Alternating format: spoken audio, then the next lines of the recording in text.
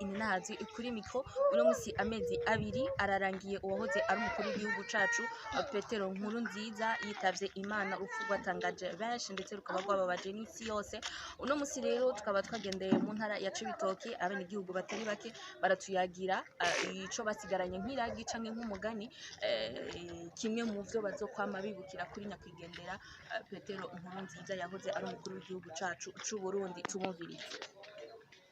Nitwa Ndayikenguruke Emmanuel, icyo nkora naco nkaba ndi mutagisivero.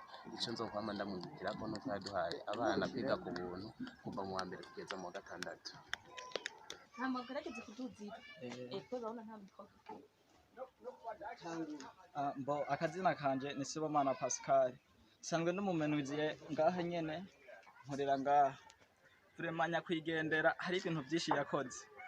Ni kuvuga ko twebwe abanyeshuri yaraduhimirije cyane nk'uwoheza kuba yokoresha amaboko mu byo kwiteza imbere, akoresheje amaboko mu bintu umuntu ariko arakora, nk'uko nange muri ko murandaba ngaha ndiko ndashaka kuba ibi bintu nange nshobora ikintu kuba nogerako.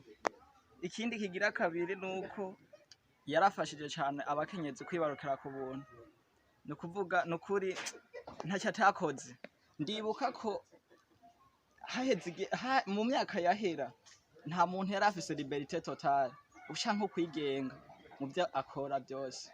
No kuvuga iminsi yose yaduhaye kwidagadura, tukavuga ibintu bitubakiye ku mutima. Vraiment nyakwigendera no kuri yarakoze ibintu byiza ntawe ubora. Twasizobakira koko twamisi yose ngora nyene mubona ndi haniho namanisomamwe ubwo akazi kanje jewe ndugutahe. Umva ikintu ca mbere kimwe novuga ndama nibukira ko umukuru w'igihugu ambere na mbere nuko yakunda ibikorwa kandi akaba umukuru w'igihugu yubaha Imana. Ibyo cyane nivyo bintu tuzohora tumwibukira ko kuko yari umuntu yubaha Imana cyane, akunda ivy'Imana, yamashimagiza izina ry'Imana muhaba mu biturane runaka. Ico nico kintu gikuru namwe muvuga noba ndamwibukira ko cyane. Je nitwa Nkurunziza Olivier, umuganga mutoya uwo bita umuforoma ngaha kuri centre de santé Musobere. Hama kijanye n'ico noba nibukira ku mukuru w'igihugu, jewe ico nibukira ku mukuru w'igihugu nyakwigendera aheruka kuryamira ukuboko kwabaga.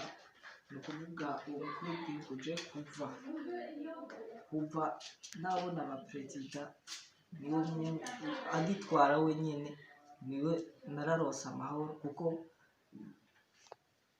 naguma ntunga ku bandi baperezida, nguma mpunga mugabo kuri we sinasubiye guhunga. Aho nabaye naho nyene niho naronse akazi, niho nize, mugabo ico vraiment ndakimushimiye. Nta bindi bintu nari ndamuziko cane, byo kuvuga ama discours yiwe canke mugabo ikintu nzi numva ati Pierre Nkurunziza niwe ari ku ngoma, mugabo nta hantu sinari bwasubire guhunga ngo ngire ico vraiment kwama ndakimwibukira ko naho ntari bwamubone amaso mu yandi. Nitwa Ben. Ikintu murabibona je sanzwe ndumukonfiriste nkora kuri station. Ikintu nzokwama ndamwibukira